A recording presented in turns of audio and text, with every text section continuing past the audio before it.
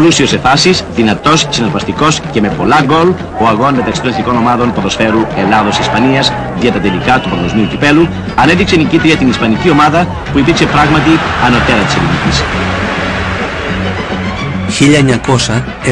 1973.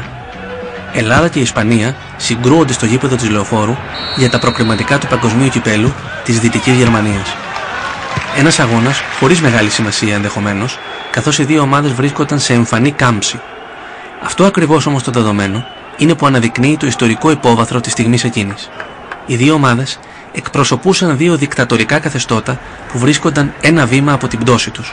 Η Ισπανία του Φράνκο και η Ελλάδα των Παπαδόπουλου και Ιωαννίδη αποτελούσαν μαζί με την Πορτογαλία του Σαλαζάρ τα τελευταία απολυφάδια του φασισμού στη Δυτική Ευρώπη. Οι ευρισκόμενες σε αγωνιστική κάμψη εθνικές ομάδες της Ισπανίας και της Ελλάδας, που τελικά δεν προκρίθηκαν στα τελικά του παγκοσμίου κυπέλου, απηχούσαν κατά τρόπο ηρωνικό ή και ανατριχιαστικό ακόμα τη σύψη των καθεστώτων που εκπροσωπούσαν. Η ελληνική Χούντα θα γκρεμιζόταν με ηχηρό όσο και τραγικό τρόπο μερικούς μήνες αργότερα, ενώ το αιμοσταγές καθεστώς των Ισπανών θα ολοκλήρωνε την εφιαλτική του διαδρομή το 1975 με το θάνατο του Φράνκο. Ο αγώνας εκείνος έληξε με 3-2 υπέρ των Ισπανών. Το ένα από τα δύο γκολ της ελληνικής ομάδας πέτυχε ο γνωστός για τις αριστερές του πεποιθήσεις Γιώργος Κούδας. Το δέχθηκε ο μυθικός τερματοφύλακας Ιρίμπαρ, που αμέσως μετά το θάνατο του Φράνκο δεν ξαναφόρασε την ισπανική φανέλα, καθώς υποστήριζε φανατικά τον αγώνα της αυτονόμησης των Βάσκων. Κάπου στις Κερκίδες παρακολουθούσαν τον αγώνα δύο φίλοι που κάποια στιγμή άρχισαν να σιγοψιθυρίζουν ένα σκοπό του Μίκη Θοδωράκη. Λίγο πιο κάτω καθόταν και ένας Ισπανός στην ίδια πάνω κάτω ηλικία, γύρω στα 30.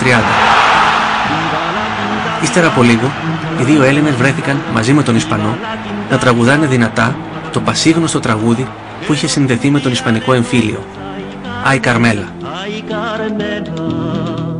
Δύο αστυνομικοί τους άκουσαν και χαμογέλασαν, καθώς δεν είχαν καταλάβει τίποτα.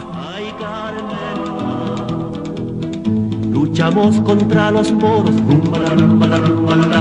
Luchamos contra los moros, rumba la rumba la rumba la.